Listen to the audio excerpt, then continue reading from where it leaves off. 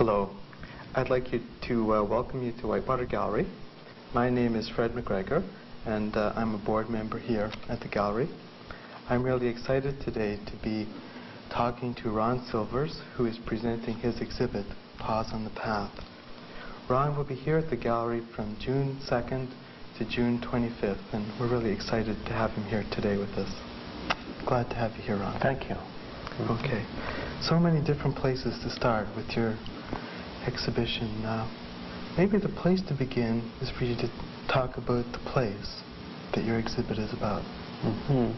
The place is Ladakh, and I think in the news media it's coming to more and more attention. It's actually located in northern India. However, as people will see the images, it does not look like the other parts of India. Ladakh is a small area of land bordered by Pakistan on the west and China on the north and the east. And it's geographically cut off by the Himalaya. You have to go up through Srinagar in about a 2-day motor trip in order to get there, or you can actually fly in. They have flights once a day. It's a very rugged area. The Himalaya and that area, as I understand it, is that there are two continents actually coming together more and more, and the mountains are new because the pressure, the mountains are actually increasing in height.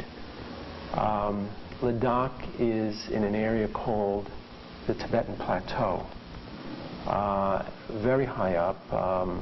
The area I was in was anywhere from about 11,500 feet to about 17,500 feet. And of course, the mountains in the area go even higher than that. I believe K2 is in the area, and that's the second highest mountain in the world. It's a desert. We virtually have no rain there. I must say that with some reservation, because the last time I was there, it rained for 1 week. And the people didn't know what to do because being a desert, the homes are made out of mud. All the buildings are made out of mud. Therefore, the only places of habitation are in the areas where there are glaciers and the runoff from the glaciers, and where they can get the sunlight into the valleys in order to grow the crops. The language spoken is a dialect of Tibetan. The culture would be found to be a variant of Tibetan culture, and the religion is Mahayana Buddhism, which again is a Tibetan religion. It's a very beautiful area in a rugged way. As a desert, you just have little scrubs of bush here and there, but virtually no foliage, except, of course, near the glacier areas where the runoff is.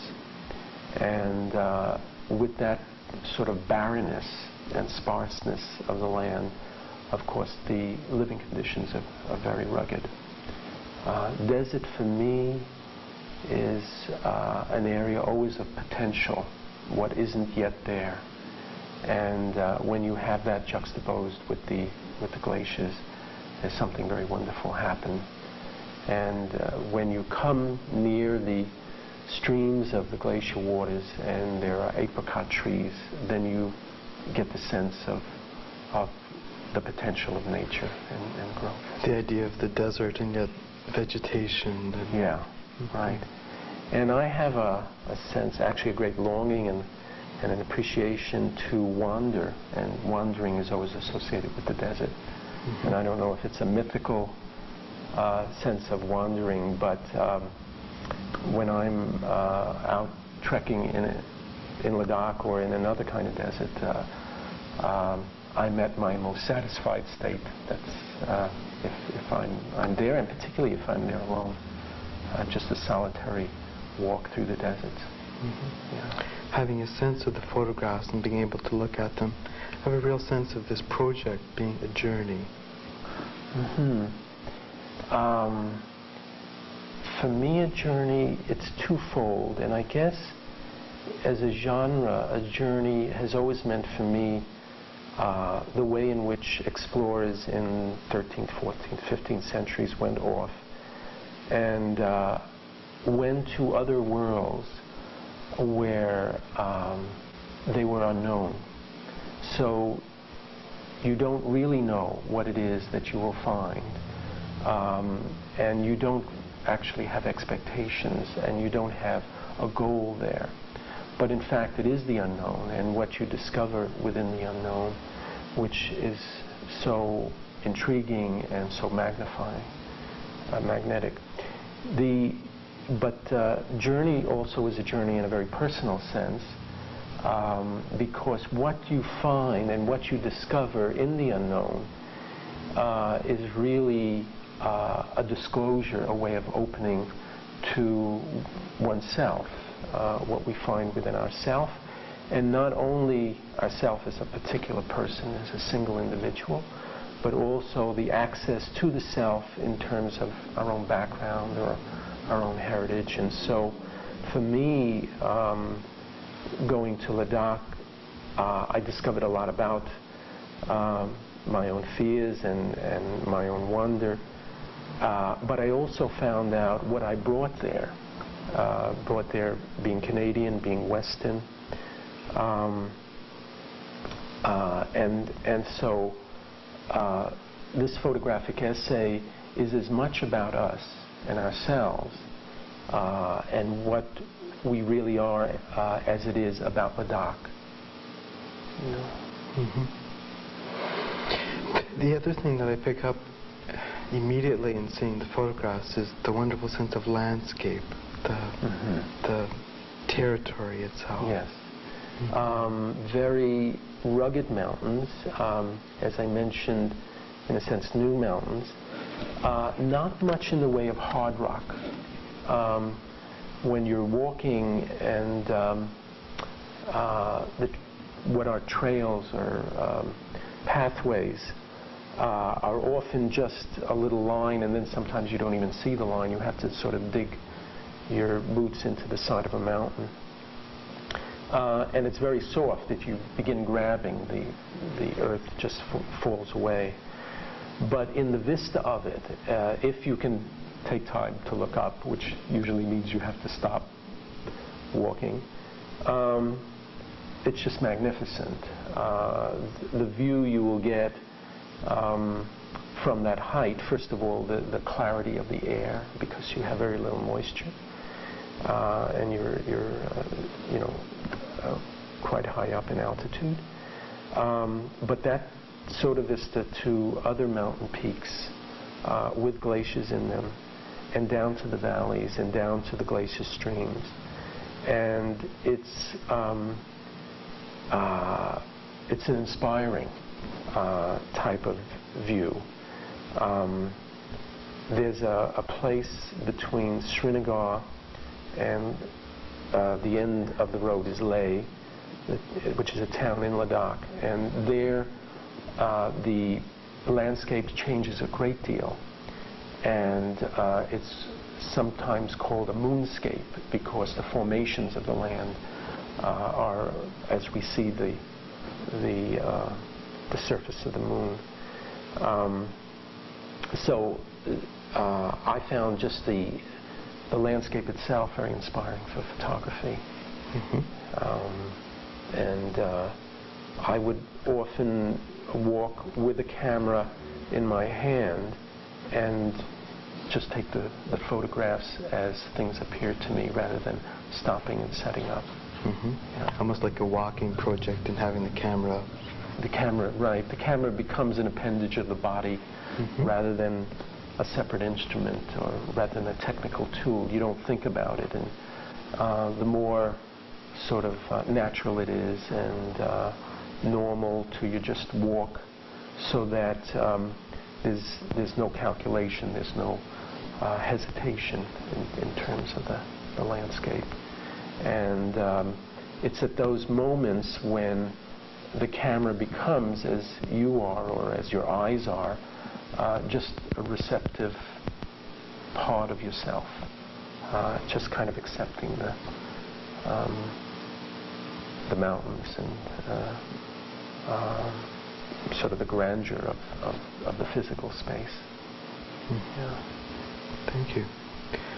One of the images that you write about in your project, because your project's not just a photographic project, but there's a written text that comes with it as well.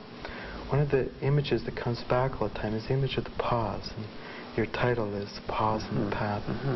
Tell me about that. Well, I began in Ladakh. Actually, I went there 3 different summers, and when I walked through the villages and began noticing how people were, how they were to themselves, to other Ladakhis, to myself, I noticed something which I had not been aware of, at least here in North America, and that is that there were moments when people were either at work or the lamas were in ceremonies, and there would be just a pause. And the pause was not a rest, it was not a relaxation of the body, and it was not a drawing back. In fact, the pause was very much of a tension, being tense with the external surround. And so at the moments of the pause, people were more connected with what was around them than less connected. Like we perhaps have a notion of a pause when you draw back. But in fact, there I noticed the pause was more of a going forward.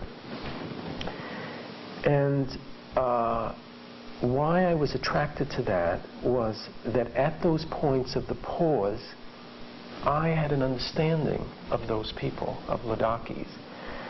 I felt bonded to them. I felt that their presence and my presence were very similar. And I would sort of think about this after, because it seemed to me I knew nothing about their culture, and I eventually got to know a little bit of the language, but I didn't know anything of the subtleties of their talk.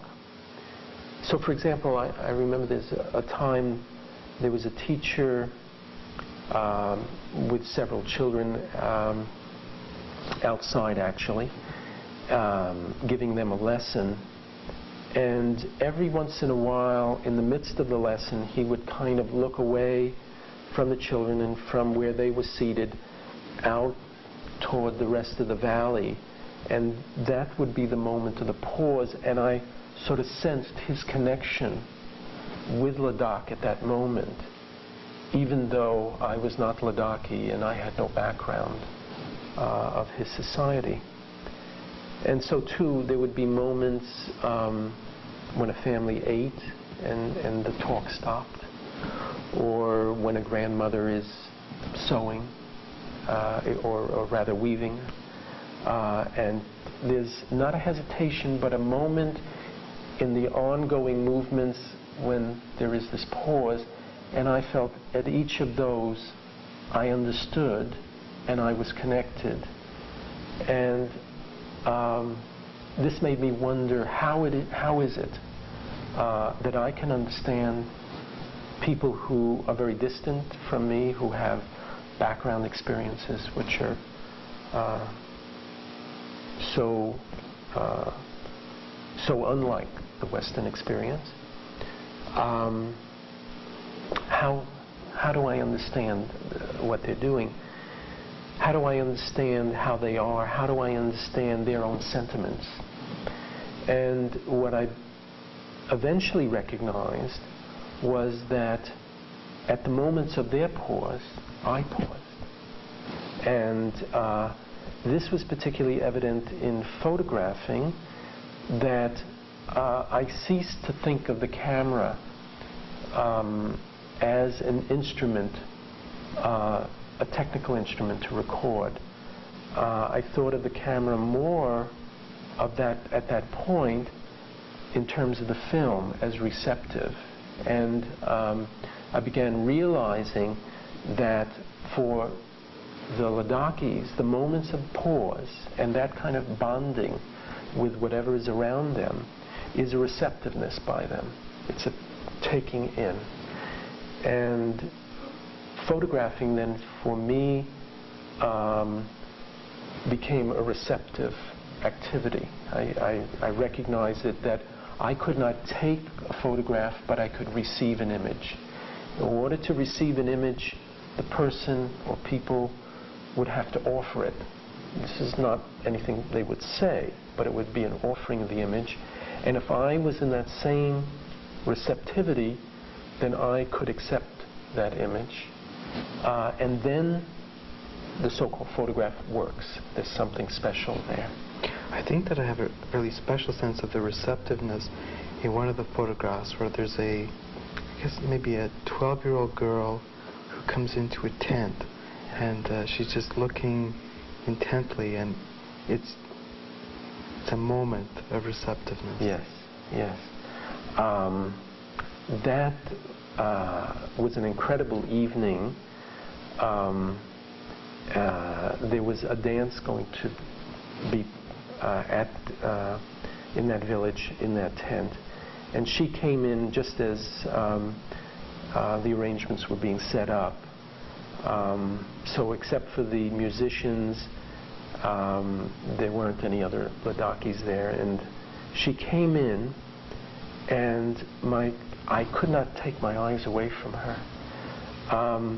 She had a quality almost animal-like in the attention she had. The animal just kind of absorbs everything in their midst. They don't look out for, or they don't observe, but just that and this kind is of the drinking tension of the pause, like the force and power of the pause. And she, I photographed her as I do the other people, very close, within a few feet. I have short lenses. I don't use telephone lenses. And there is no self-consciousness because it is a receptivity of what is around. And eventually, what I found in her face and in many of the, not only the children but adult faces, is what I came to understand as the gaze. And the gaze is a sense of receptivity, a non-judgmental receptivity, a receptivity where there's no desire of what is seen. And somewhat like the receptivity of the camera? Yes, exactly. The receptivity of film, because film is neutral. Now, the photographer may put her or his intention onto the photograph, but if you absent intention or you absent desire, which is a considerable departure of what Western photography is now, then you have just the receptivity of the film. And so what I felt, and what I would hope the photographs would convey, is the absence on my part of any kind of purpose or project for any particular photograph. That each photograph was for me a very special moment of experience, of some kind of sentiment to the body. And when that sentiment was there, then the photograph could be received just as in the eye of the gaze. And I think this is carried through not only for film initially, but it's carried through then for photographic paper, which again is just a neutral surface to accept an image. And hopefully then the whole essay becomes one in which it simply discloses the receptivity at the points of being offered by others images, which are very much gifts by other people. And then the task was to compose this as a set of photographs and as a set of my writings, which are mostly diary accounts of events there in such a way as to continue that receptivity and offer that receptivity to the viewer, who themselves would accept it in a receptive way. So what the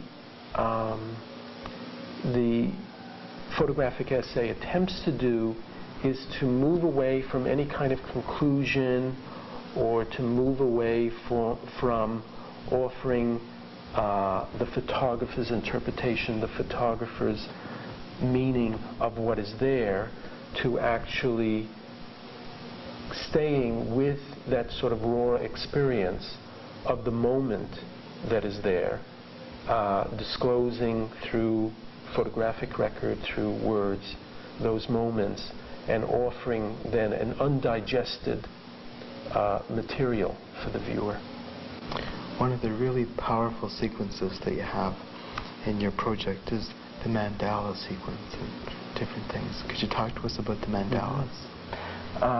In the last summer that I was in Ladakh, which was 1985, I spent my entire time in a monastery, Ritsang Monastery. Most monasteries are built at the top of a village, at the highest point.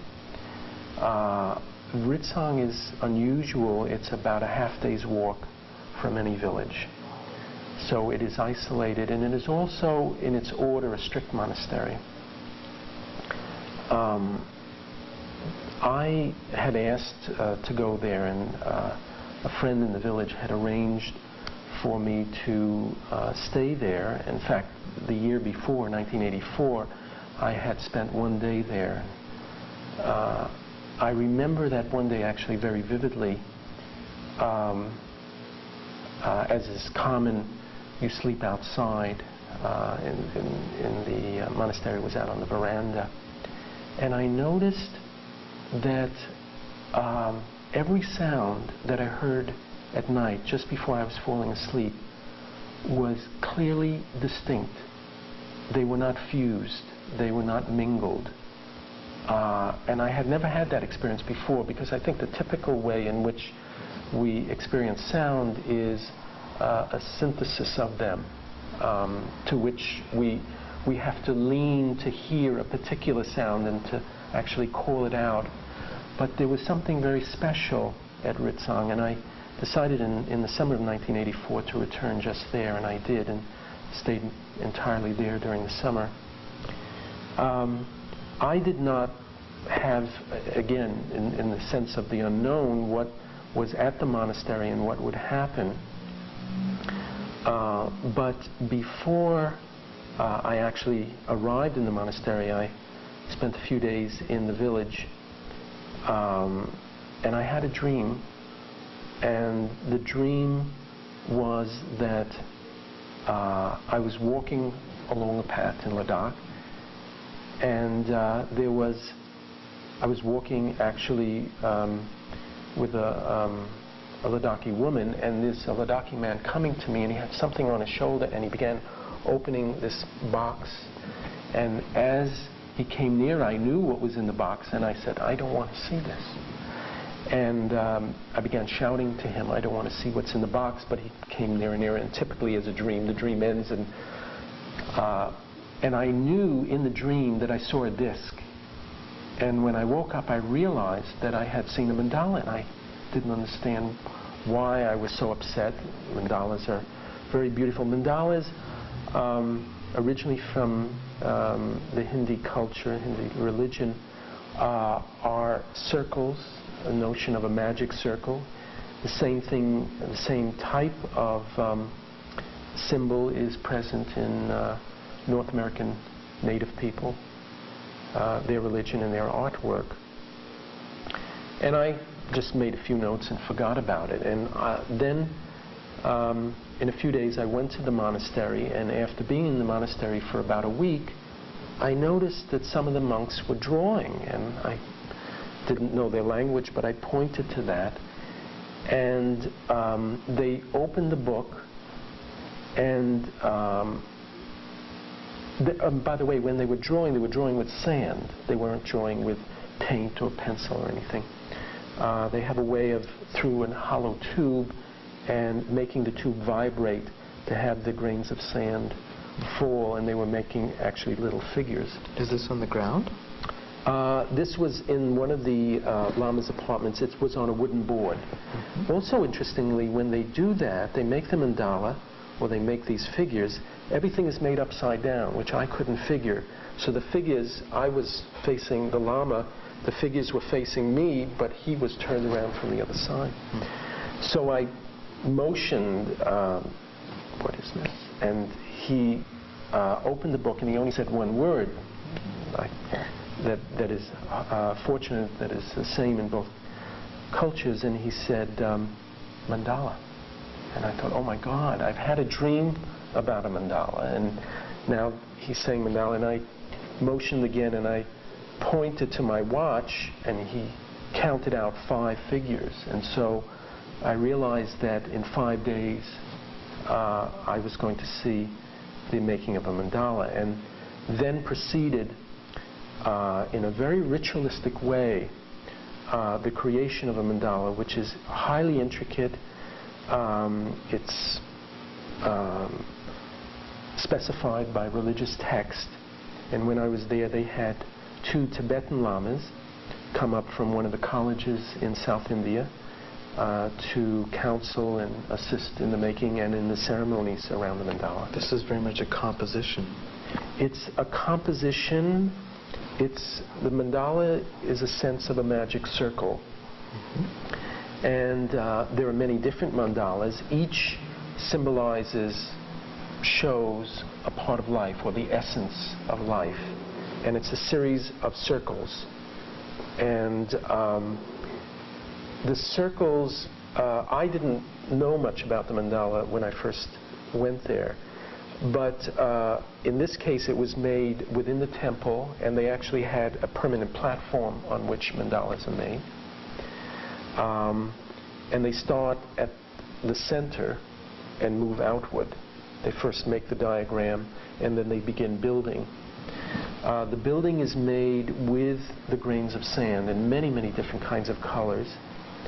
And it takes 4 lamas, 7 days, working about 12 hours every day.